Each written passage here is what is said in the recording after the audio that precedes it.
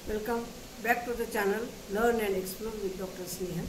आज का विषय है बुद्ध एवं महिलाएं। बुद्ध एक महान क्रांतिकारी महापुरुष है। बुद्ध के काल में उनकी क्रांति के फलस्वरूप महिलाओं की स्थिति में एक क्रांतिकारी परिवर्तन हुए। सर्वप्रथम महिलाओं के प्रति यदि किसी के मन में करुणा का संचार हुआ तो वह बुद्ध ही थी। उस काल की महिला हो या आज की महिला, उन पर बुद्ध धर्म का बहुत बड़ा प्रभाव दिखाई देता है।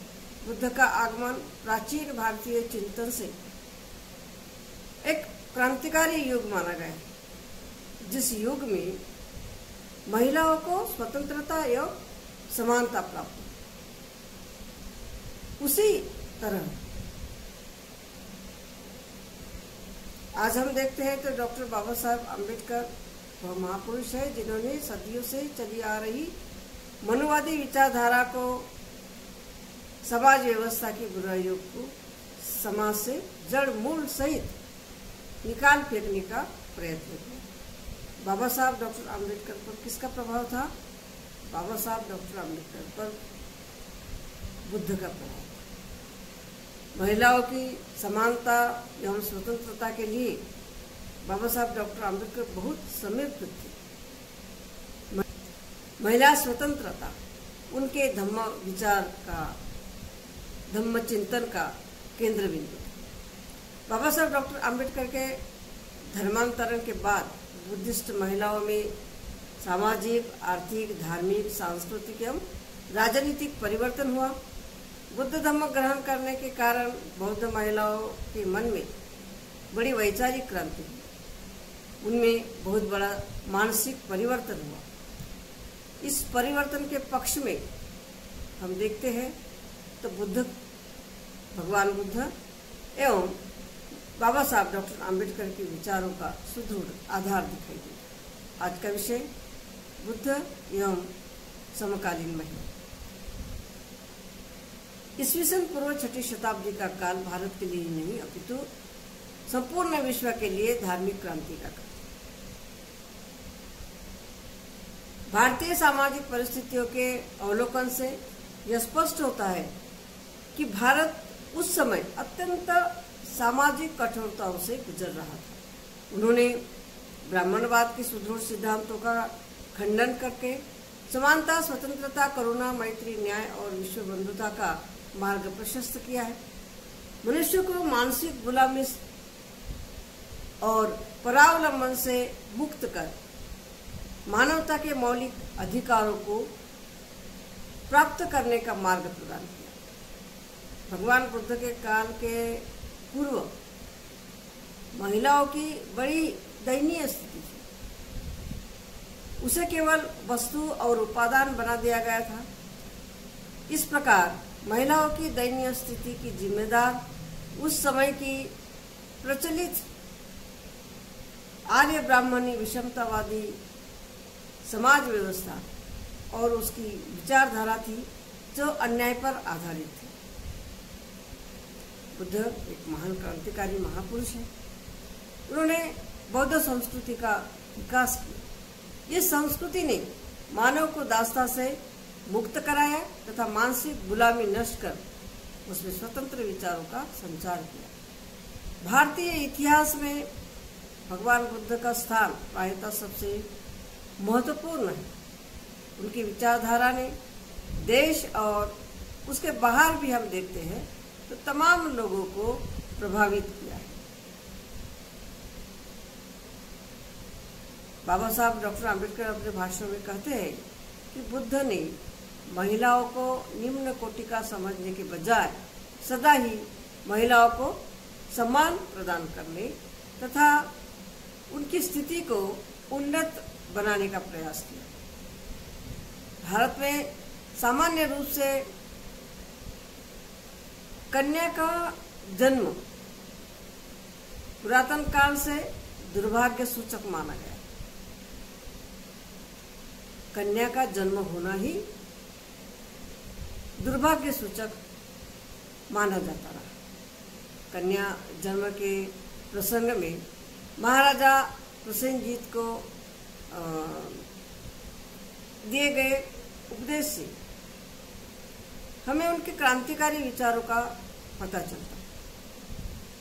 महारानी मल्लिका ने एक कन्या को जन्म दिया। इस समाचार को सुनकर प्रसेनजीत राजा उदास हो गए। बुद्ध ने उन्हें संबोधन करके कहा कि इसमें उदास होने की क्या बात।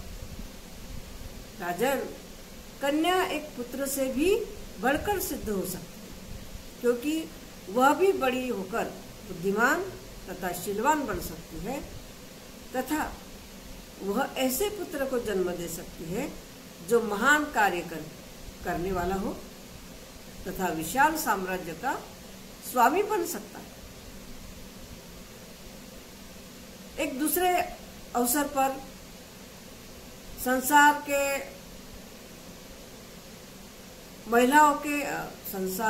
में महिलाओं के महत्व के विषय में भगवान बुद्ध ने कहा था, महिला संसार की महानतम विभूति, क्योंकि उनकी अपरिहार्य महत्ता है। उसके द्वारा बोधिसत्व हो तथा विश्व के अन्य शासन जन्म ग्रहण करते हैं। इस प्रकार हम देखते हैं कि भगवान बुद्ध के महिलाओं के प्रति विचार उनके अपने विचारों का प्रतिनिधित्व करते हैं। बुद्ध की संबोधि प्राप्ति के 5वें वर्ष महाप्रजापति गौतमी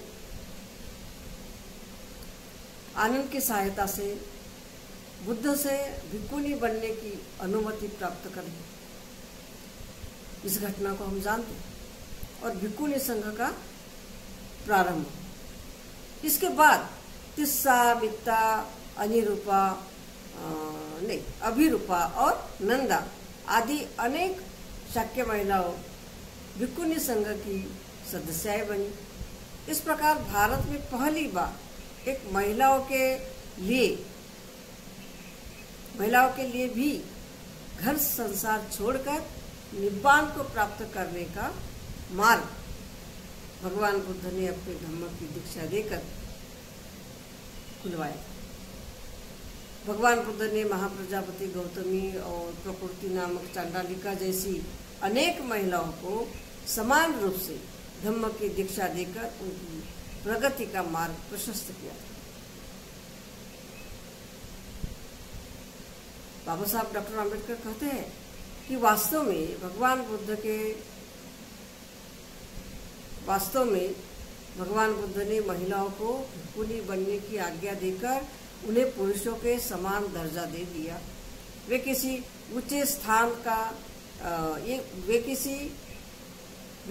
ऊंचे स्थान या पद तक जाने के लिए स्वतंत्र थी। भगवान बुद्ध के काल में ही मातृसत्ताक परिवार मौजूद थी। उनकी मां का नाम गौतमी था, इसीलिए मां के नाम पर वे गौतम भी कहलाए। भारत पर आर्यों के आक्रमण के पूर्व हम मोहनजोदड़ो, हड़प्पा काल में सिंधु संस्कृति को अध्ययन करते हैं तो यहाँ की संस्कृति में महिलाओं को समानता, स्वतंत्रता और न्याय मिला और उसके सुखमय जीवन का मार्ग प्रशस्त हुआ। परंतु वैदिक काल से मानवीय जीवन में जो सबसे अधिक दुख दिखाई दिया है वह सिर्फ महिलाओं के जीवन में ही दिखाई देता है। जो पिछड़े हुआ वर्ग है उनमें दिखाई देता है। इस गुलामी की जंजीरों को तोड़कर फेंकने के लिए छटपटाती हुई इन महिलाओं को सदियों बाद बुद्ध धर्म मिला था। भगवान बुद्ध ने महिलाओं को समानता और स्वतंत्रता प्रदान की। इस प्रकार बुद्ध एक महान क्रांतिकारी महापुरुष है जिन्होंने पहली बार समस्याओं से घिरी हुई, समस्याओं से जकड़ी हुई महिलाओं को मार्ग दिखाया। उसे अपने धम्म में दीक्षित कर उसे नया जीवन प्रदान किया। महिलाओं के प्रति उनके मन में करुणा थी। महिलाओं की प्रगति के मार्ग को उन्होंने प्रशस्त किया। एक समय, एक उदाहरण लेते हैं। एक समय लोहित को बुद्ध कहते हैं कि हे लोहित, जो कोई श्रमण अथवा ब्राह्मण महिलाओं और शूद्रों को विद्या और ज्ञान नहीं देना चाहिए ऐसा कहता है, उसका यह मत वैरभावपूर्ण होता है। यह वैरभाव पर आधारित मत होने के कारण वह संकट का कारण बनता। इस प्रकार से जो कोई भी महिलाओं और शूद्रों को ज्ञान और विद्या नहीं देना चाहिए ऐसा कहता है, वह दूसरे के मार्ग में बाधाएं खड़ी करता है। वह उसका हितचिंतक नहीं बनता। इस प्रकार से जो दूसरे आदमी का हित नहीं चाहता वह उसका शत्रु होता है। और जो सिद्धांत एक को दूसरे का शत्रु बनाता है वह सिद्धांत गलत है। अंततः बुद्ध लोहित ब्राह्मण को बताते हैं कि जिस प्रकार से मनुष्य को भोजन की आवश्यकता होती है, उसी प्रकार से उसे ज्ञान की भी उतनी ही आवश्यकता होती है। इस प्रकार से कोई शूद्र हो और महिलाएं हो, उनको विद्या नहीं देना चाहिए। यह जो ब्राह्मण का सिद्धांत था, भगवान बुद्ध ने उसका विरोध किया। विरोध करते हुए कहा कि सभी के लिए ज्ञान के द्वार खुले होने चाहिए। शिक्षा के महत्व पर जोर देते हुए बुद्ध ने अनेक अवसरों पर यह कहा कि जो लोग शिक्षा से वंचित है, जिन्हें कुशल आचरण में सुशिक्षित नहीं किया गया है, वे वन में भटकने के समान। विश्व में जो लोग शिक्षा लेकर आचरण में ठीक से सुशिक्षित है, वे सुख प्रतिष्ठित है और उन्नति की ओर उन्मुख। जो मानव बुद्धिमान, सुशिक्षित और प्रज्ञावान है, वह स्वयं अपनी या दूसरों की या दोनों की हानि की बात नहीं सोचेगा। शिक्षा द्वारा कुछ विचार उदित होते हैं। शिक्षा मानव में सृजनात्मक शक्ति होती है। शिक्षा मानव में सृजनात्मक शक्ति लाती है। बुद्ध के अनुसार सुशिक्षित, सुदीक्षित आर्य श्रावक वह है जो अकुशल और अहितकर दोषों को त्यागता है, हितकर गुणों और कुशलता की वृद्धि करता है। भगवान बुद्ध ने बहुत ही अच्छा मार्गदर्शन किया है। यहाँ पे वे कहते हैं कि सुशिक्षित, सुदीक्षित आर्य श्रावक वह है जो अकुशल और अहितकर दोषों को त्यागता है, हितकर गुणों और कुशलता की वृद्धि करता है। बौद्ध दर्शन में यह स्पष्ट है कि किसी भी मनुष्य की अच्छाई उसके स्वयं के विवेक से या सद्बुद्धि द्वारा दिए गए कार्य पर निर्भर है। की सुंदरता अच्छे स्वास्थ्य का प्रतीक है। इस प्रकार ज्ञान और सदाचार सर्वश्रेष्ठ व्यक्ति के व्यक्तित्व की अनिवार्य विशेषताएं। भगवान बुद्ध ने यही सभी विशेषताएं महिलाओं में होने की अनिवार्यता को महत्व दिया। भिक्खु धम्मरक्षित ने अपने ग्रंथ बौद्ध दर्शन तथा साहित्य में कहा है कि भगवान बुद्ध ने महिलाओं को भी बुद्धि स्वतंत्रता का उपदेश दिया था और पुरुषों से कहा था कि उन्हें भी महिलाओं का सम्मान और सेवा करनी चाहिए। केवल महिलाओं से सेवा की अपेक्षा करना गलत है। उन्होंने गृहस्थों को उपदेश दिया कि वे अपनी पत्नियों का आदर करें, उनके विश्वास पात्र बने रहें। धर्म में महिलाओं को अर्हत एवं निर्वाण प्राप्त करने का पूरा अधिकार प्राप्त था। यह स्वतंत्रता केवल बुद्ध की विचारधारा के तहत महिलाओं को मिली थी, जो जीवन की अनेक समस्याओं को सुलझा सके। और अपना विकास कर सके। भगवान बुद्ध ने महिलाओं को प्रवज्ञा देकर भिक्खुनी संघ में लेकर भिक्खुनी संघ स्थापित करने का अधिकार दिया और इस कार्य में महिलाओं पर होने वाले 2 प्रकार के अन्याय को दूर करने का महत्वपूर्ण कार्य किया। इसमें कोई 2 राय नहीं है कि उनमें से एक है पुरुषों के बराबर ज्ञानार्जन का अधिकार और दूसरा अपने अंदर विद्यमान आध्यात्मिक तेज की पहचान के साथ जानकारी देने का। इससे महिलाओं को जहां पारंपरिक गुलामी से छुटकारा मिला, वही उनमें सत्वावलोकन का एहसास भी जगा है। भगवान बुद्ध ने शांति मार्ग पर चलते हुए सुखमय जीवन का रास्ता सोचा,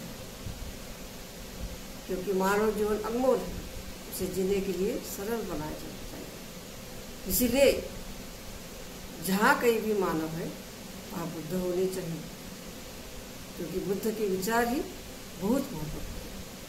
हम जब बुद्ध धर्म का अध्ययन करते हैं तो स्पष्ट होता है कि यहाँ विषमतावाद का भगवान बुद्ध ने खंडन किया है। सभी समान है यह कहकर भगवान बुद्ध ने विषमतावाद का खंडन किया। बुद्ध पहले महामानव थे जिन्होंने धर्म में पूजा उपासना को कोई महत्व ही न दिया, उसे पूर्णतः नकारा और उसके ऊपर नैतिकता का महत्व विशद करते हुए प्रतिष्ठित किया। उसे सभी अधिकार बहाल किए गए जो उसके थे, महिलाओं के संदर्भ में या पुरुषों के संदर्भ में लीजिए, वे उनमें भेदभाव नहीं करते। उसे सभी अधिकार बहाल किए जो उसके थे और बहुजनों के हितार्थ महत्वपूर्ण कार्य करने का उन्हें अधिकार प्रदान किया। उनकी प्रेरणा से महिलाओं ने भिक्खुनी बनकर युद्ध के स्थान पर शांति स्थापित की। यह वह बौद्ध परंपरा थी जिसे मानकर सम्राट अशोक की पुत्री संघमित्रा ने भी श्रीलंका में जाकर एक ऐतिहासिक आयाम दिया। श्रीलंका में बुद्ध धर्म के साथ 500 सहचारियों को हम देखते हैं तो बुद्ध धर्म की दीक्षा दी।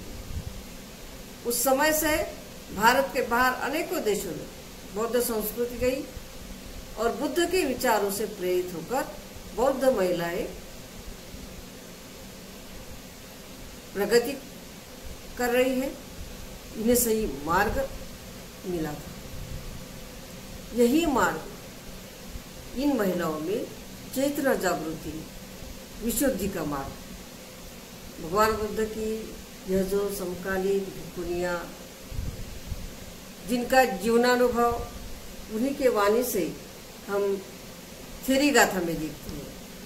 यह जो थेरी गाथा है, यह थेरी गाथा बहुत ही महत्वपूर्ण है।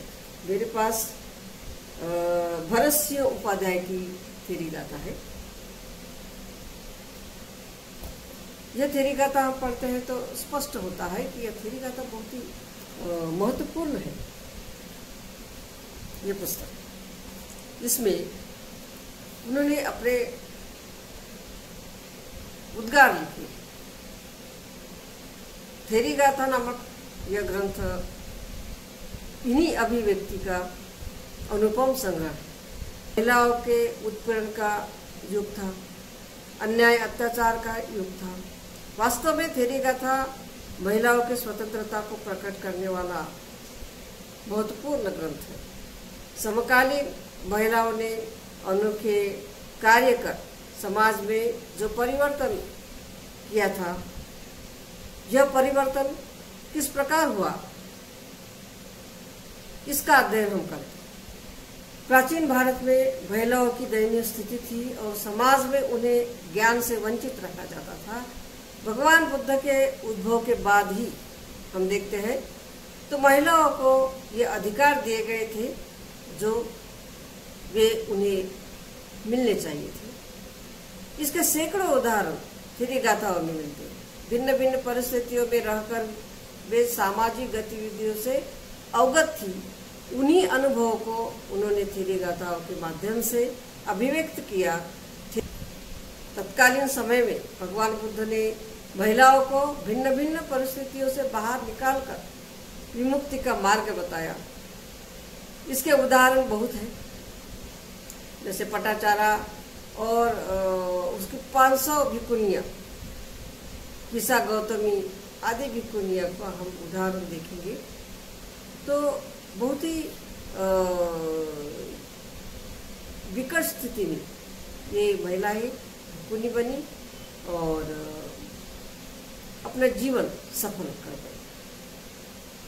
भगवान बुद्ध के समय की भगवान बुद्ध ने आम्रपाली वैशाली की नगरवधु का भोजन निमंत्रण का स्वीकार करना, यह तत्कालीन क्रांतिकारी घटना थी। आम्रपाली ने अपना आम्रवर्ण संघ को दान देकर स्वयं भिक्खुनी संघ में किस प्रकार दाखिल हुई, धम्मदान करने में महिलाओं का स्वयं पूर्ण सहभाग। उसके बाद हम देखते हैं तो विशाखा ने भी दान में कुब्बाराम की निर्मित की थी। सुप्रिया ने एक बीमार भिक्खु के लिए अपना शरीर का मांस दान में दिया था। यह दान मार्ग महिलाओं में प्रतिष्ठित होने का कारण भगवान बुद्ध की धम्म देशना का परिणाम था। बुद्ध देशना से इन महिलाओं में बहुत बड़ा परिवर्तन। थेरी गाथा में भिक्खुनियों के उद्गार से प्रतीत होता है कि महिलाओं के जीवन को भगवान बुद्ध ने प्रतिष्ठित किया, उनके जीवन की प्रतिष्ठा बढ़ाई और समाज परिवर्तन के साथ उनमें आध्यात्मिक क्रांति लाई। उनका आध्यात्मिक जो जीवन है, इस आध्यात्मिक जीवन स्तर को ऊंचा किया, क्योंकि सभी प्रकार के अधिकारों को उस महिलाओं ने प्राप्त किया। ज्ञान प्राप्त कर ज्ञान का उपदेश देने वाली, निब्बान पद प्राप्त करने वाली, परम शांति को प्राप्त करने वाली यह बातें सर्वथा क्रांतिकारी प्रतीत होती है।